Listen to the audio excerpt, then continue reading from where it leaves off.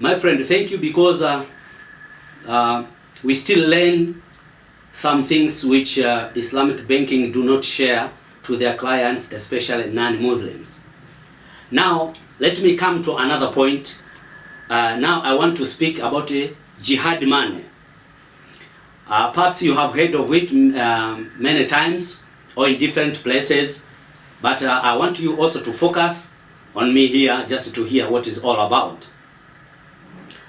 Why do we call Islamic money is jihad money? Most of the time,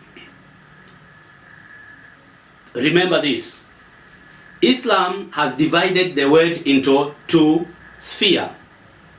The first one is called Dar al-Harb. The second one is Dar es Salaam.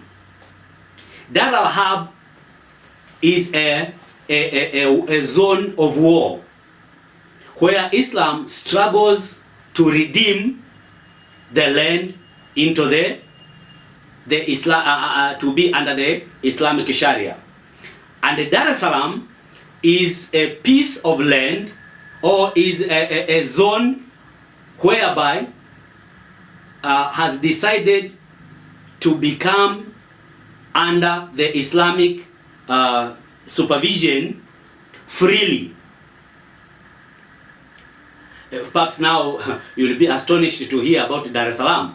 I think already you have heard that there is Dar es Salaam in Tanzania and Dar es Salaam in the country of Brunei.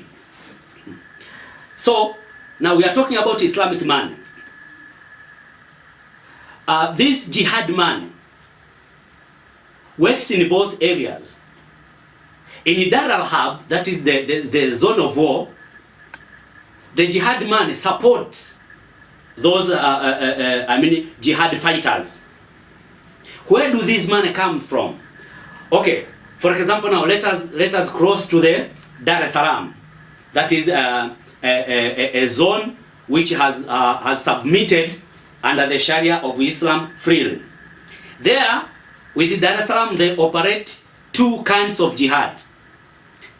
They have the first one, which is Jihad al-Asghar, which is the minor jihad, and the Jihad al-Akbar, the main jihad. These two jihads, the former one, which is Jihad al-Asghar, these normally involve weapon. They use weapon. So this is not, it's just for a short time. That when the war is over, even the Jihad al-Asghar is over. Another jihad, which is Jihad al-Akbar, this is a forever jihad, because it involves politics, it involves religious movements, it involves now economy, as we discussed today. So this does not end today or tomorrow. It will end as the world lasts. Now, when we see this struggle of this jihad, which means now when non-Muslims are involved in Islamic economy, they are involved in the Jihad al-Akbar of Islam, which is the main jihad. How this is done? The first is done in inheritance. I think you have heard that most of Muslims, especially those MBB, Muslim background believers, who have now come to Jesus, one of the problems they face, they are disowned from their former families and cut out from any kind of inheritance. Why? Because the Sharia says that a non-Muslim cannot inherit a Muslim. So if one in the family has decided to convert from Islam, come to Christianity or to Jews, there he is facing the Jihad Akbar. The same, if a non-Muslim deposited his money or her money with the Islamic banking and unfortunately dies, because in Islamic banking you are not allowed to write your will. Because if you write your will, that is against the Sharia. The Sharia must control and guide everything, including inheritance. And and bad enough that in the Quran chapter 4, there's 11 and 12 which speak about how to divide inheritance in Islam. Non-Muslims have never been mentioned there. So even if you deposit your money with Islamic banking, unfortunately you die, your family will not be allowed to withdraw your money unless they convert it to Islam. So that will be a compassion.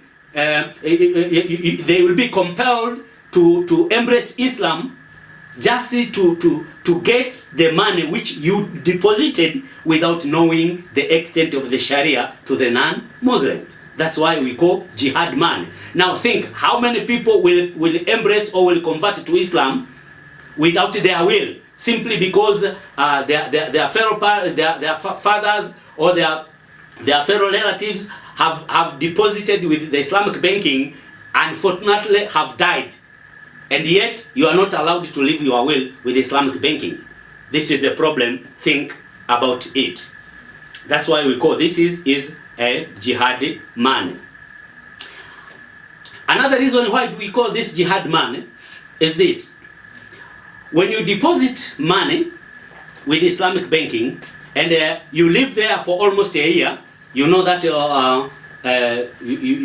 if you deposit money with bank and is there for almost a year without withdrawing, of course you have to earn some interest.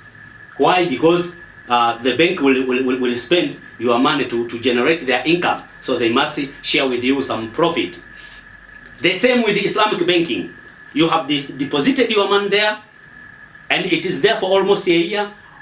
When they come to count down for the profit they have earned, including the money you deposited there and live for almost a year, I want to remind you, in Islam, in the 5 pillars of Islam, the third one is tithe, is to pay tithe, zakat in Islam, which is 2.5.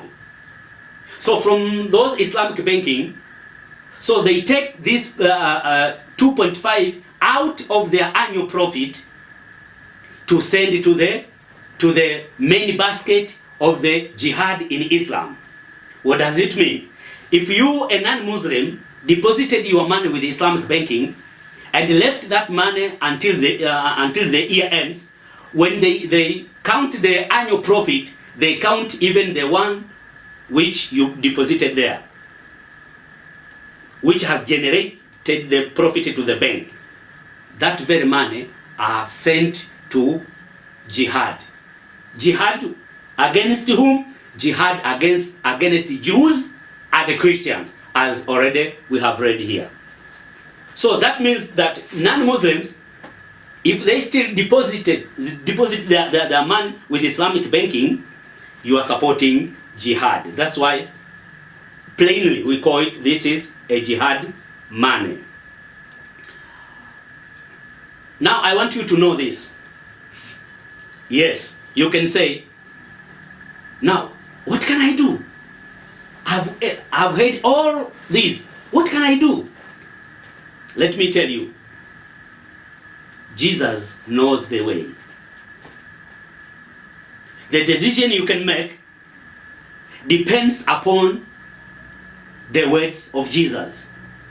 Wherever your treasure is, there shall be your heart also. That means it is the time now to come out from that bondage of the Islamic economy. And think about this. In most cases, if real, with all these, petrodollar, you see in most cases, Muslims are not well than non-Muslims. Just a few of them. But the rest of them, they live in real poverty. And if they have this money, Why don't they distribute it to their fellow Muslims where they need most? Instead, they are pulling this money to the Jews and the Christians, leaving their fellow Muslims living in poverty. Does it make sense? That's why I call this is jihad money. And remember, Jesus says, wherever your treasure is, there shall be your heart. Your heart will never remain with your heart will never remain with Jesus when your treasure is with the Islamic banking. And as I said before, there's room for questions if you want to know more about this, because this is the most important. Think about a society which is more powerful economically than the other society. Of course, those who are very powerful are the ones who will be making the decision in behalf of the society. In Islam, they think about this now economic,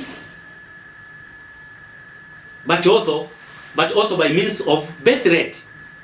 So they want just to produce many children in order to involve in this jihad. Please, I'm here today to tell you what you didn't know, and I would like you, please, subscribe, comment, like, and share. Share to those whom you love so that they can understand this. God is very faithful. Because think Jesus was speaking to warn this even before the resurgence of Islam. Islam began in the year 610 AD. Think about those who were rich before in the Bible. We read about Abraham. We read about Abraham. We read about King Solomon. We read about King David and others. Okay? Did they rely on Islamic banking? The answer is obviously no. If no, the same God who guided Abraham, who blessed Abraham to become a blessing to the nation, the same will stand for you. Why? Because you stand with the nation of Israel.